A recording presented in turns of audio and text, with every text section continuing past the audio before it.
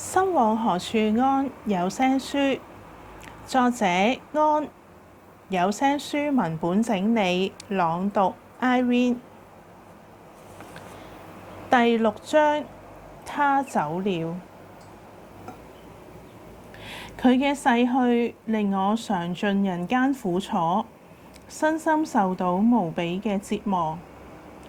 當你明知道自己喺度做緊乜嘢，但唔能夠阻止自己，明知道自己嘅一言一行有問題，我好似鬼上身咁，唔能夠控制自己，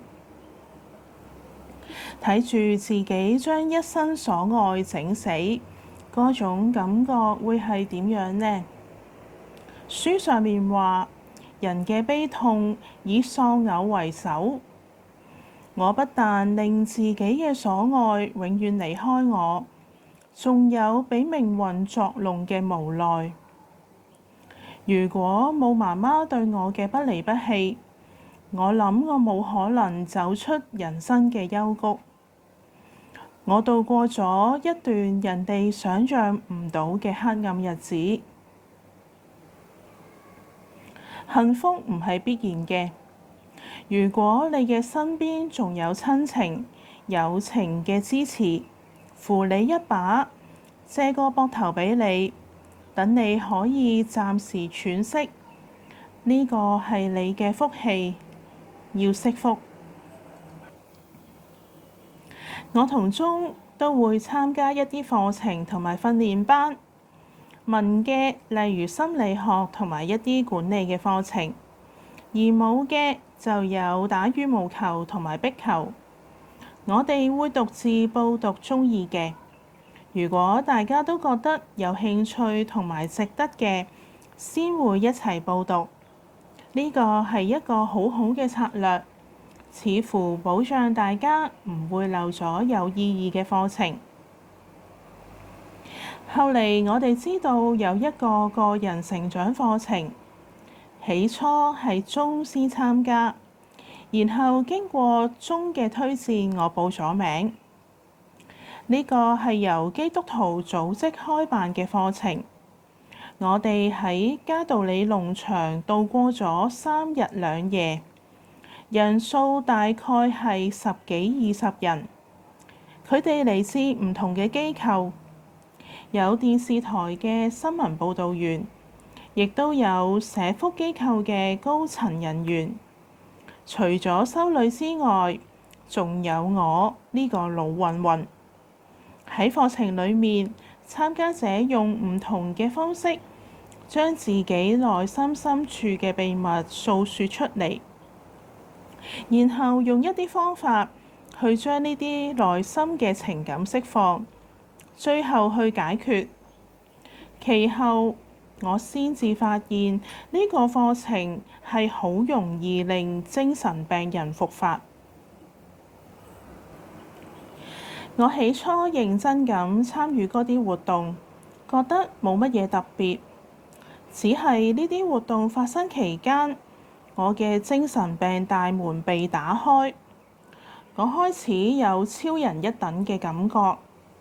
我似乎擁有超能力，可以閱讀人哋嘅內心。由於我嘅精神病病徵從來都唔係咁樣嘅，所以唔覺得有啲乜嘢唔妥。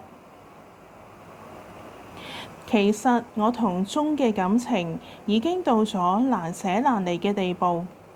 我哋雙方都有一個承諾，無論係邊個先死，我哋都會終身不嫁或者不娶。仲記得返到屋企嘅時候，當我踏入屋企嘅門口，就見到鐘。佢第2日就要去澳門做意見交流，全程係3日2夜。我返到屋企就不斷咁吐納。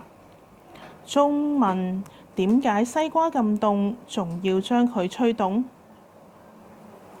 其實我嗰陣係精神病發作期，由於以往從來未試過，所以唔知道究竟發生乜嘢事。鐘見我喺度手舞足蹈，興奮咁搖擺。後來佢播咗一首音樂，話嗰首音樂可以襯托我嘅心情。由於第二日要去澳門，所以佢就喺出發嗰個朝早放低錢就離開屋企。嗰陣時我興奮到瞓唔着，成晚不眠不休咁跳舞，覺得同上天有所聯繫。而我所做嘅都係咁自然，我唔係聽到，只係感覺到自己能夠同天上嘅神溝通。我不斷跳舞，加上我對精神病所知有限，所以亦都冇發覺自己有啲乜嘢唔妥嘅地方。鐘由澳門打電話俾我。我喺電話裏面將佢嘅人格同埋自信完全摧毀，將佢講到好不堪。後嚟諗起，佢唔單止係我最愛嘅人，亦都係我嘅偶像。點解我會咁樣對佢？或者呢個就係命運。最後鐘決定喺澳門返嚟。嗰陣時，我除晒身上嘅衫，不停跳舞。佢睇一睇台面，睇見佢俾我嘅錢完全冇喐過。再望下水壺，水仲喺度，冇多亦都冇少。佢發現我竟然2日1夜不眠不休。其後佢將啲刀收埋。我話佢係驚我會傷害佢，而佢話佢係驚我會傷害自己。我嘅説話打擊咗佢嘅自信同埋自尊心。我要佢照住我嘅説話去做，包括除晒所有衫。我一時要佢講佢嘅諗法，包括佢嘅盼望。佢話希望同我可以開開心心咁一齊生活。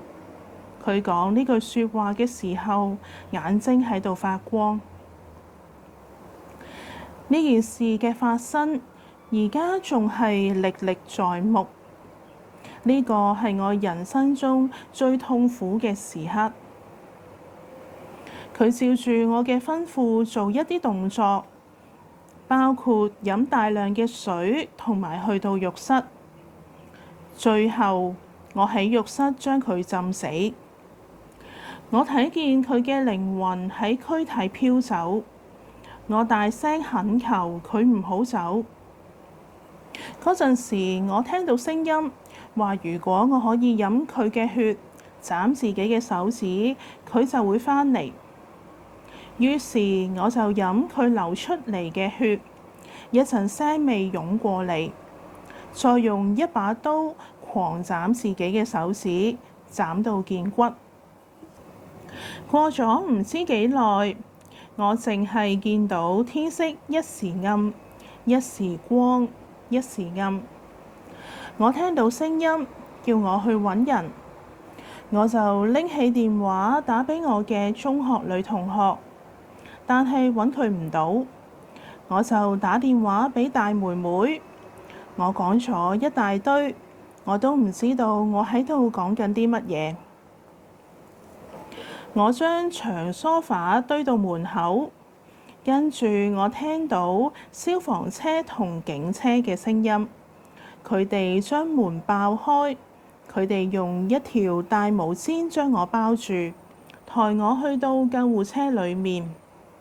然後其中一個救護員問媽媽：我最怕嘅係乜嘢？佢話係打針。嗰個救護員就話：如果我再唔聽話，佢就會幫我打針。我被抬到威爾斯醫院嘅羈留病房，有一個男警同埋一個女警看守。媽媽嚟探我嘅時候，眼泛淚光。懇求醫生唔好送我去青山。醫生話有人死咗，所以佢哋會運用權力。2個醫生一齊簽名，強迫我入院。原諒別人容易，原諒自己好難。更何況我清清楚楚知道自己當時嘅所作所為，每一個動作，每一個細節，邊個遭遇過嘅比呢個更加痛苦，而佢更加係我最愛嘅人。我被送到威爾斯醫院嘅羈留病房，身體被約束帶綁住，同時睇見鐘嘅靈魂喺我頭上飄啊飄。我覺得自己喺一張水床當中，護士幫我量血壓，我拼命掙扎，整張床都俾我尿濕咗。嗰陣時，我覺得自己有超能力，可以睇穿人哋嘅心意。